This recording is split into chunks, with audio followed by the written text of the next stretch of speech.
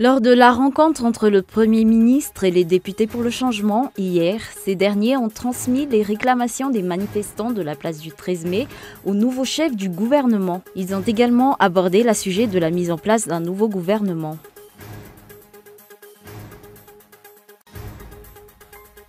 Il existe une loi qui régit la structure de la Haute Cour de justice et son rôle. Il s'agit de la loi numéro 2014-043.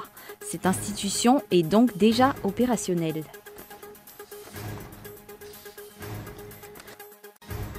La colère ne faiblit pas en Jordanie. Cela fait 7 jours qu'ils manifestent. Ils estiment que les concessions faites par le roi Abdallah II ne sont pas suffisantes. Ils réclament le retrait du projet de loi sur l'impôt.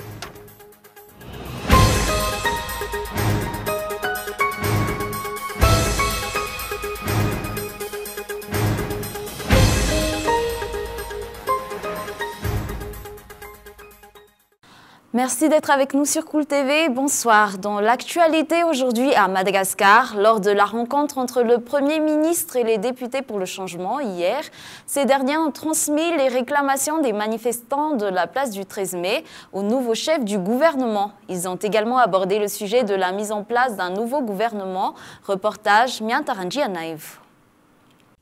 Hier, vers 18h30, le Premier ministre Christian Tsaï a reçu les députés pour le changement. Les deux partis se sont entretenus à propos des différentes exigences des manifestants de la place du 13 mai et des syndicats qui soutiennent la lutte pour le changement.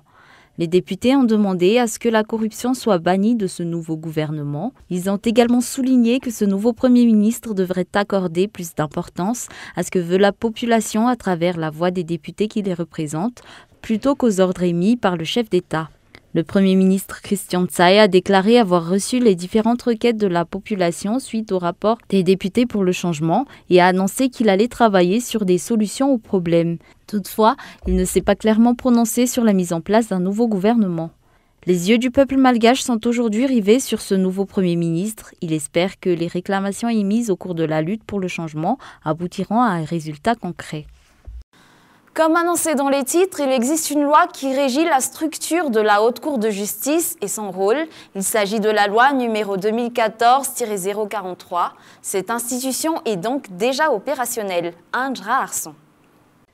La loi numéro 2014-043 relative à la Haute Cour de justice détaille la structure et le rôle de cette institution. Une loi qui, d'après la Haute Cour constitutionnelle, est conforme à la Constitution, d'après la décision numéro 04-HCC-D3 du 7 janvier 2015.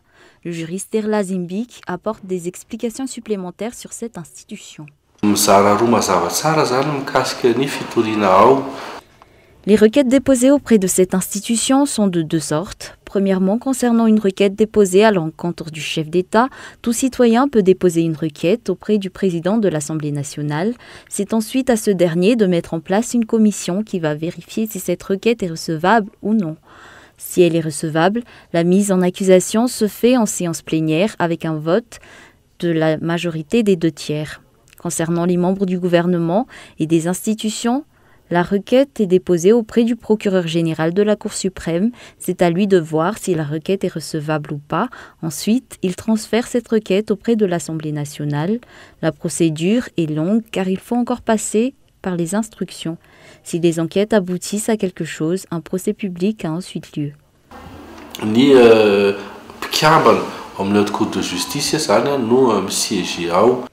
Ce juriste apporte également de plus amples explications concernant les cas qui pourraient amener les hauts fonctionnaires de l'État à être poursuivis et les peines qu'ils pourraient encourir. Si le chef d'État est jugé coupable, ce sera soit pour haute trahison, soit pour violation grave et répétée de la Constitution. La sanction prononcée sera la déchéance. Concernant les membres d'institutions ou du gouvernement, ils pourront être poursuivis pour les infractions ou les crimes commis au cours de leur mandat. Ils seront jugés et sanctionnés suivant le code pénal.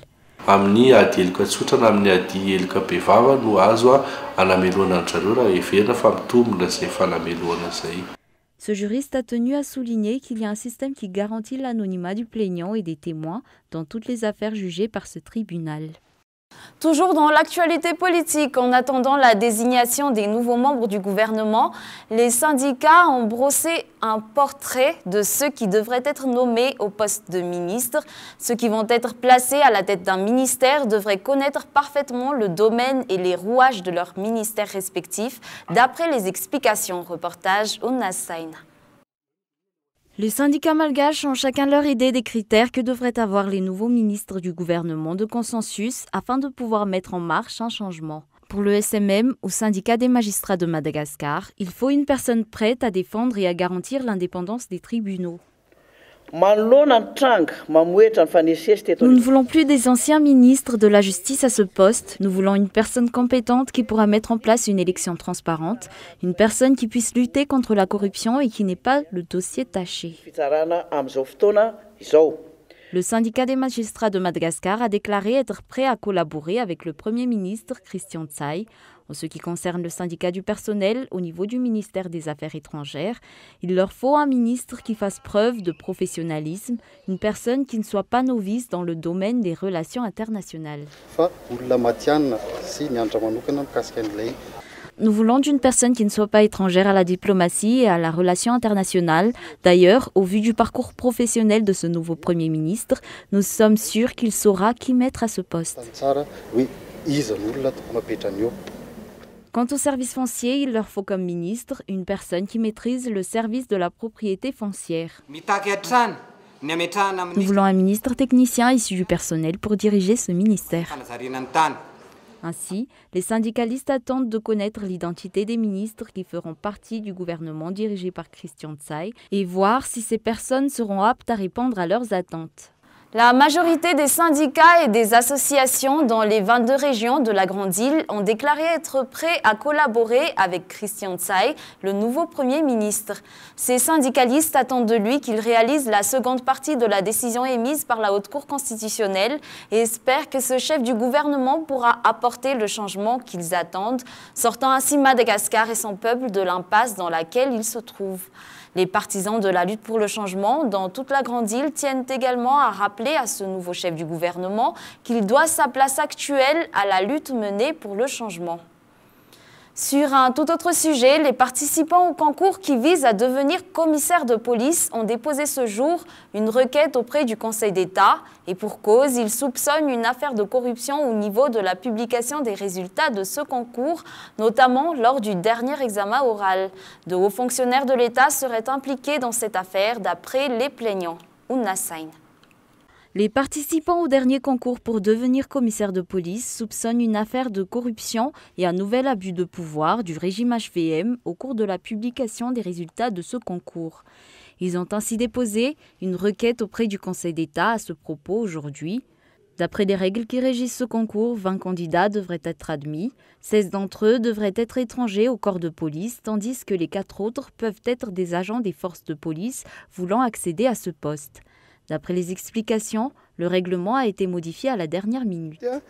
Le règlement a changé parce que 2 personnes de plus ont été admises au concours professionnel et donc 2 personnes de moins au concours direct, ce qui pénalise les candidats du concours direct. Après enquête, il a été conclu qu'il y a eu pression puisque les résultats ont été publiés dans la nuit du lundi 4 juin, même jour que la dissolution du gouvernement, alors que depuis toujours, ce résultat est publié le vendredi. Les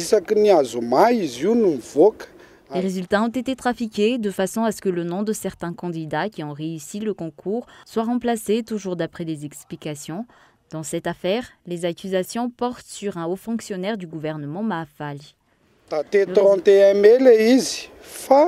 Le résultat est daté au 31 mai, mais il n'a été publié que le 4 juin dernier, jour de la démission du Premier ministre. Le responsable dans cette affaire a un poste plus élevé que celui du ministre. Pour l'instant, nous n'en parlerons pas, attendant les résultats de l'enquête menée par le Bianco. Le résultat de la requête déposée auprès du Conseil d'État est donc fortement attendu, une requête pour annuler les résultats du concours. Les résultats de l'enquête qui doit être menée par le Bianco à ce propos sont également attendus.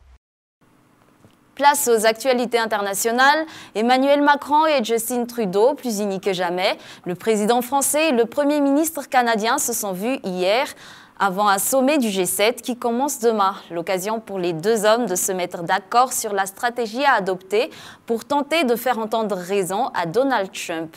Reportage France 24. Si on ne les connaissait pas, on pourrait presque parler de cousins éloignés. Deux jeunes quadragénaires ambitieux, 46 ans pour Justin Trudeau, 40 pour Emmanuel Macron, des ambitieux au style plutôt détendu.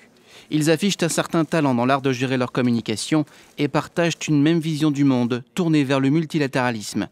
Une bonne entente, bienvenue à la veille d'un G7 qui s'annonce tendu. On va en effet parler des sujets bilatéraux qui sont riches et évidemment la préparation de ce G7 qui intervient à un moment critique mais qui est aussi une occasion de croiser les vues, d'avoir sur des sujets essentiels liés au multilatéralisme, qu'ils soient économiques, géopolitiques, climatiques. À la table, c'est le cousin américain qui pourrait semer la discorde. Depuis quelques mois, presque tout oppose les États-Unis à leurs alliés. Retrait de l'accord de Paris, retrait de l'accord sur le nucléaire iranien et une politique protectionniste qui menacerait le commerce mondial. À tel point que le G7 pourrait devenir un G6+1 faute d'accord sur un texte commun. Mais pour Washington, il n'y a pas vraiment de problème. Écoutez, il peut y avoir des désaccords. Je vois plutôt cela comme une querelle de famille. Je reste optimiste. Je pense qu'on va trouver une solution. Depuis son arrivée à la Maison-Blanche, Donald Trump s'est montré intransigeant en matière de négociation. Jusque-là, les menaces de plusieurs pays de... La colère ne faiblit pas en Jordanie. Cela fait 7 jours qu'ils manifestent. Ils estiment que les concessions faites par le roi Abdallah II ne sont pas suffisantes. Ils réclament le retrait du projet de loi sur l'impôt. Les détails en images dans ce reportage de France 24. De contestation qui a fait tomber le Premier ministre ici en Jordanie cette semaine. Un but principal, le retrait de cette loi fiscale, de ce projet de loi fiscale qui prévoit notamment de très nombreuses hausses d'impôts pour les particuliers, mais aussi pour les entreprises. Et pour les Jordaniens, ce projet de loi fiscale, eh bien, c'est la goutte d'eau qui fait déborder le vase, car les prix ont flambé dans de nombreux domaines. Le prix du pain notamment s'est envolé, mais aussi celui de l'essence. Il a été multiplié par 4 depuis septembre dernier. Les taxis notamment sont extrêmement furieux contre cette mesure. Il y a quelques années, lorsque la crise a démarré en Syrie, ça a directement affecté notre travail. À cause de cette guerre, tout a augmenté. La nourriture, l'électricité, l'essence. Après avoir payé mes frais, il ne me reste même pas 10 € par jour pour 12 à 14 heures de travail. Notre vie est de plus en plus difficile. La plupart de l'argent que je gagne, c'est pour payer l'essence. L'afflux de réfugiés syriens ces dernières années, depuis le début de la guerre en Syrie en 2011, a pesé lourd sur l'économie jordanienne. Selon le roi, cela a coûté plus de 10 milliards d'euros à la Jordanie. Il y a un chômage extrêmement fort désormais, 18%. Les loyers se sont également envolés. Et tout cela, eh bien, ça fait partie des nombreuses raisons qui ont poussé ces manifestants derrière moi à manifester tous les soirs depuis une semaine. Avant de nous quitter, revenons brièvement sur les grands points de ce journal. Lors de la rencontre entre le Premier ministre et les députés pour le changement hier, ces derniers ont transmis les réclamations des manifestants sur la place du 13 mai au nouveau chef du gouvernement. Ils ont également abordé le sujet de la mise en place d'un nouveau gouvernement. Il existe une loi qui régit la structure de la Haute Cour de justice et son rôle. Il s'agit de la loi numéro 2014-043. Cette institution est donc déjà opérationnelle. À l'international, la colère ne faiblit pas en Jordanie. Cela fait 7 jours qu'ils manifestent. Ils estiment que les concessions faites par le roi Abdallah II ne sont pas suffisantes.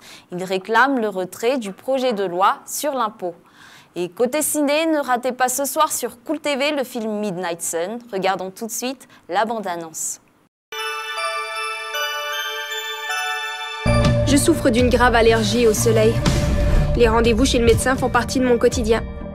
Il n'y a aucune chance de rémission et chaque année, les risques pour sa santé augmentent. Donc, je passe mes journées à l'intérieur, derrière des fenêtres spécialement conçues. Je dors le jour et je vis la nuit. Et je joue de la musique dès que j'en ai la chance. Salut. Qu'est-ce que j'aurais pu dire?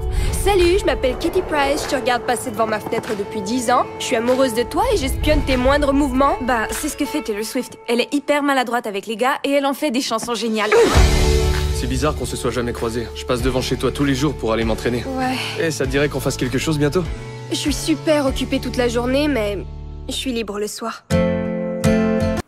Et voilà, ce sera tout pour cette édition. Nous vous remercions d'avoir choisi Cool TV pour vous informer. Bonne soirée à tous et excellente suite de programmes en compagnie de Cool TV.